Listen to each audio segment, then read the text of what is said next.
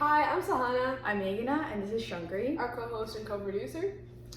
Today we're going to be talking about Stories of the True, written by Jeyamohan and translated from Tamil by Priyamvada.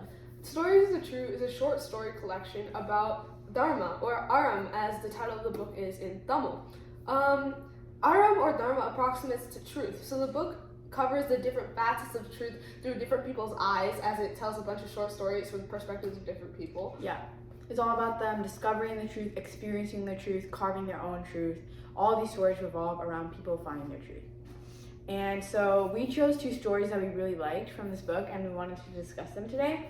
One of them is He Who Will Not Bow, and the second one is Meal Tally. Mm-hmm. So the first one we're going to be discussing is He Who Will Not Bow. The story is essentially about a man who originally comes from like a really low place in society, and it's about how he manages to reclaim his dignity even when his circumstances make it difficult for him to do so. Mm-hmm. When I was reading the story, I found myself really admiring the main character's his resistance, but also his determination and perseverance. Mm-hmm. I thought it was super interesting that his name at first was Karatan, Mm-hmm. which meant darky, and I think when we were talking about this earlier, you did mention that when they were when his parents were naming them, they were like just naming him as if they were naming dogs.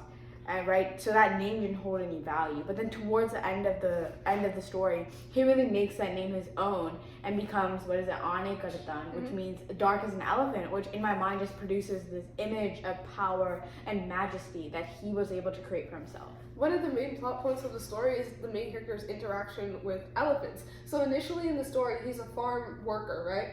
And he literally gets punished while he's trying to run away. He gets punished because an elephant starts literally excreting on him. He's on the bottom side of the elephant. He's at the lowest point in his life. But by the end of the story, he's become the person riding the elephant through the reclamation of his dignity, and I think that's very powerful. Like, he's quite literally turned his life circumstances upside down. He's come out on the other side of the elephant. And it relates back to what you said. He becomes Ane Karutanada, right? He gets that elephant added to his name, and he gains back his dignity. Yeah.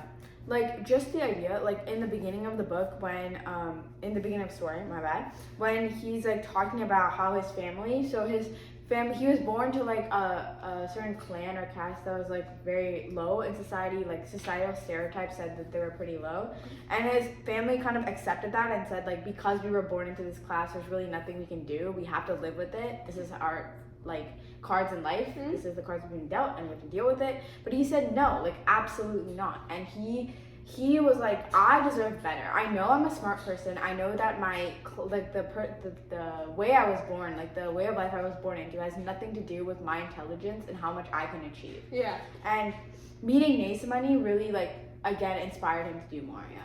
In the context of the story, Nesamani is a character he meets who inspires him a lot, because Nesamani is a person of the same class as him, but Nesamani has managed to become a lawyer and, like, rose out of that darkness. So he's inspired by Nesamani to make that same change. Mm-hmm. In addition, the story is told from the perspective of his son, and his son has the name He Who Will Not Bow, or Vanangan, right? So his son has pride in that name that his father gave him, because he feels that his father worked so hard to get this name. His father worked so hard to reclaim that dignity, so he should hold this name with, like, the utmost respect. Exactly, and that's why, like, in every form he signs or, like, everywhere he goes, he always introduces himself with his, like, full name, right? Yeah, not KB Nada. It's always Vanangan. It's always that full name, because he realizes how much respect and honor that name has, because his father created that name. There's a meaning and a story to that name, and in a way that name represents the truth. That is the story of the truth in this book, because it's his father's truth. He Who Will Not Bow really represents a person rising past his struggles through resilience and determination, and it's really inspiring to think about. Yeah. However, sometimes we rise up past our struggles with the help of somebody else, and that's how we get into our second story, which is The Meal Tally. So the Meal Tally is actually about this man who experiences devastating hunger and poverty throughout his life, and he's not really used to his family showing that much leniency when it comes to mealtime, with his mom like kind of rationing out the food when she gives it to him. And even his aunt, his aunt who he goes to stay with later, she kind of keeps like a huge list of like everything that he owes her so that he can eventually pay her back. And that's when he meets like somebody that really changes his outlook, who is Ketal Sahib, who is this guy who's running like a canteen that runs purely on donations. So you can come there, eat, and you don't have to pay. There's just like an optional donate box that you can donate to. And the main character is astounded by this principle because he's never like gone through life without like having something to pay back, without the idea of like, you're giving me something, so I'm gonna give you something back. Yeah. So I think one of the biggest elements in the story is like selflessness, and I think that's where Dharma really ties into the story. Ketal Sahib, his business model kind of runs off. He has this eatery where anybody can come eat, but nobody has to pay him back for the food. Like everybody just donates as they see fit. You don't have to give him any fixed amount of money. So you're asking, why would Ketal Sahib do this? Because Ketal Sahib is like relatively prosperous, relatively well off. Well, the reason he does this is because it's his dharma. It's like his reason to live, and it's that like sheer selflessness that he has that changes the main character's life. Exactly. And I remember like one specific piece of like imagery from this book was like from the story was like when the main character describes Ketal Sahib's hands as like a mother, because nobody in his life showed him such affection before. It's not Ketal Sahib's eyes, it's not his face, it's not his body. It's just those hands that keep pouring heaps and heaps of rice, heaps and heaps of curry onto his plate without expecting anything back. That is a mother's hand. Yeah, and like he doesn't even see his own mother as his true mother or his aunt as his true mother, because I think something a lot of us can connect to is the fact that usually it's our mother that feeds us, right? So he finds that true motherliness in Ketal Sahib, in the person who actually feeds him when he's at his lowest point. Exactly. And I think there's also that theme of family that we saw at the beginning. You know, like your point of the mother, like when we were talking about He Who Will Not Bow, we saw like family. You can kind of like choose your family, choose who your family is, who's closest to you, and your family's beliefs may not always align with your own, and you can like you can kind of like distance yourself if you can still love your family wholeheartedly, but yet have different beliefs in them and decide your path is different than mine, so I must go a separate way. Yeah. And that at the end of the story, I think the main character in his own right takes inspiration from Ketal Sahib, because by the end of the story, he's managed to use Ketal Sahib's food to like carve out like an entirely perfect life for himself, like with a great degree, like a great job. He's making so much money.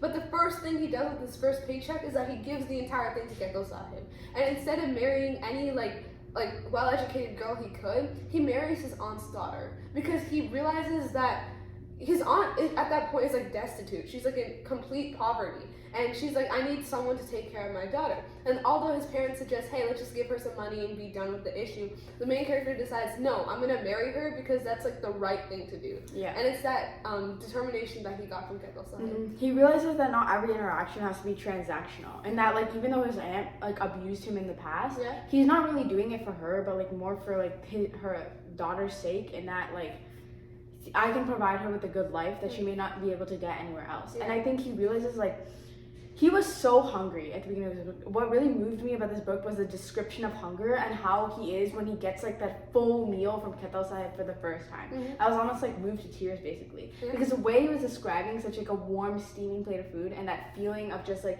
eating without worrying about anything else, eating with nothing else on the mind, that is truly a beautiful emotion. There's a vivid description. And as he near the end of the story sees like other boys like his age, like around, like looking like him when he first went into Ketal Sahib's restaurant, like pale, gaunt, like motioning for Ketal Sahib to like stop putting rice on the plate, You know, he's like, when I'm donating to Ketal Sahib, I'm not really donating to him, I'm donating to all of them. So my work is like helping other people. So that's like the really nice meaning of the story. And another thing that interests me a lot about this book is that a lot of the stories in it are taken from real life to some extent. So like it means that there is in fact a Ketal Sahib out there, or like tons of people like him who do things selflessly without expecting anything back. And there are people like Kavitan, Ane Kavitan Nada, right? People who are just that like determined, that like strengthful. for Yeah, lack of a people who better like term. carve their own truth. Yes. And I feel like I've met some of those people. I consider myself lucky to meet some of those people. And this book does not only inspire me to like go find other people and discover what is your story of truth. Mm-hmm. You know, it's inspired me to like go out and find my own story of truth. Like I aspire to be like at least 1% like Vanangan, or like at least 1% like Ketal Sahib every single day, because I feel like we can't just expect those results from other people. We have to like act towards them. We have to be those changes in the world ourselves. Yeah, exactly. And another thing, I feel like this book gave me a lot of new perspectives. Not just these two stories. Almost every story in this book gave me a new perspective on like lives I wouldn't have seen before. Because both of us we live in the U.S. and like neither of us really have had any experiences similar to this. Neither of us have really felt real hunger or like that kind of like that kind of lack of dignity. Because of just how we've been brought up, which we're really lucky to have. But it's so like fascinating to see these other perspectives on lives and how these people rose past that, and it's really inspiring as well. Yeah. I truly believe this is an amazing book that everyone should read, especially if you like, if it really motivates you to like go out and like ask people what their stories are, because even in a name, just like going up to like whatever run and gun in your life and asking what does your name mean can reveal a whole history of like honor, respect, determination. Like that kind of stuff you're not going to get anywhere else, and it motivates you to look deeper into even the littlest things. Yeah. Read the book. Yeah, read the book. Thank you for watching. Yeah, thank you for watching. And thank you to our co-host. Yeah, of course. Shankari. She did everything. She did everything. We were just her mouthpieces. Yeah, okay. Bye. Bye.